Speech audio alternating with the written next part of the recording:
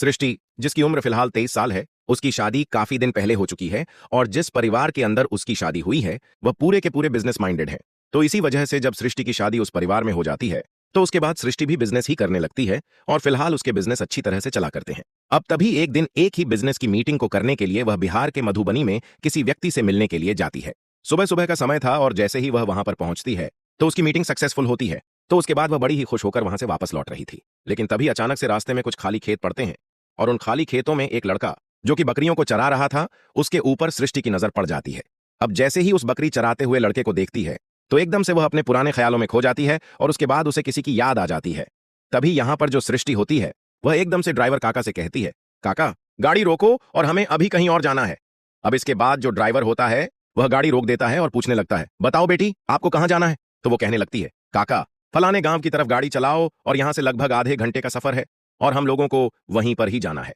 अब इस बात को सुनकर ड्राइवर पूरी तरह से हैरान हो जाता है, क्योंकि आज पहली बार सृष्टि उस जगह पर जा रही थी, क्योंकि शादी के बाद से ही यही ड्राइवर उसकी गाड़ी चलाया करता है, लेकिन आज तक भी इस जगह के बारे में उसने जिक्र नहीं किया था। तो यहां पर ऐसा क्या काम होगा जिस वजह से सृष्टि जा रही है? यही बात सोचकर ड्राइवर असमंजस में पड़ा हुआ है, लेकिन फिर भी वह गाड़ी मोड़ता है और उस सफर को तय करने लगता है। सृष्टि रास्ते में ढेर सारी बातें सोच रही है और सोचते सोचते मुस्कुरा रही है।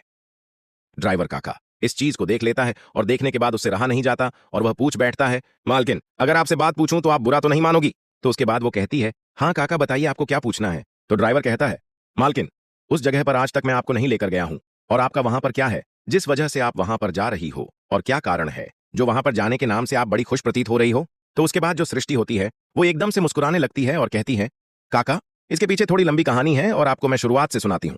तो इसके बाद जो काका होता है वो कहने लगता है, ठीक है मालकिन सुनाओ, कोई बात नहीं है, मैं सुनने के लिए तैयार हूं। तो यहां पर जो सृष्टि होती है काका को अपनी पूरी कहानी सुनाने लगती है और वह बताती है, आज से लगभग 10 साल पहले जब मैं 13 साल की थी तो उस टाइम मैं अपने ननिहाल में गई थी, क्योंकि मेरे पिता शहर में रहा करते थे और हम लोग गांव में जाने के काफी ज्यादा शौकीन थे। तो इसी वजह से 13 साल पहले जब मैं अपने ननिहाल में जाती हूँ तो वहां पर अपने मामा के लड़के के साथ इधर उधर खेतों में खेलने के लिए निकल जाया करती थी। उसी दौरान वहां पर एक लड़का होता है जिसका नाम विकास होता है, जो कि बकरियां चराया करता है। उस बकरियां चराने वाले लड़के के साथ हम लोग खेला कूदा करते हैं और वहां पर कैसा भी कोई अमीर गरीब वाला भेदभाव नहीं था। वहां पर खेलते खेलते हम सभी की हल्की सी दोस्ती हो जाती है और मैं रोज वहां पर जाकर खेला करती। लेकिन तभी एक दिन जब मैं अपने मामा के लड़के और विकास के साथ वहां पर खेल रही थी तो उसी दौरान मेरे कान की एक बाली निकलकर ना जाने कहां खो गई थी और उसके बाद मैं बड़ी ही परेशान हो जाती हूं, क्योंकि वो बाली मुझे मेरे पिता ने 12वें बर्थडे पर गिफ्ट की थी और आज मैंने उनको खो दिया तो मां बहुत जोर से चिल्लाएगी क्योंकि वो बाली सोने की थी। अब इस बात को सुनकर यहां पर जो विकास होता है जो कि बकरी चराया करता था वह भी काफी ज्यादा परेशान हो जाता है और इधर जो उसके मामा का लड़का होता है सृष्टि के, वह भी काफी ज्यादा परेशान होता है। तीनों के तीनों उस बाली को इधर उधर ढूंढने लगते हैं, लेकिन जब काफी देर तक ढूंढने के बाद भी वो बाली नहीं मिलती है तो उसके बाद जो सृष्टि होती है वह फूट फूट कर रोने लगती है, क्योंकि उसे डर लग रहा था कि जब वो घर जाएगी और बाली उसके कान में नहीं मिलेगी तो उसकी मां उस पर चिल्लाने लगेगी।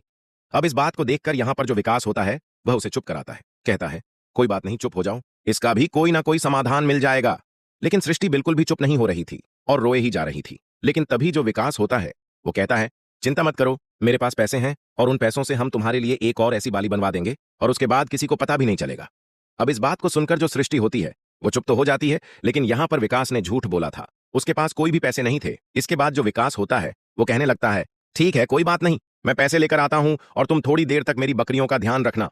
इसके बाद यहां पर जो विकास होता है वहां से सीधा अपने घर जाता है और उसके पिता ने कुछ पैसे बचा कर रखे थे, उन पैसों को घर से निकाल कर ले आता है और लाकर सृष्टि के हाथ में थमा देता है, कहता है, ये लो पैसे और इन पैसों से तुम और तुम्हारा भाई दोनों के दोनों चले जाओ और जाकर अपने लिए दूसरी बाली खरीद लो। अब इस बात को सुनकर सृष्टि को बड़ी खुशी होती है और वह एकदम से विकास को गले लगा लेती है और कहती है, तुम मेरे सच्चे दोस्त हो।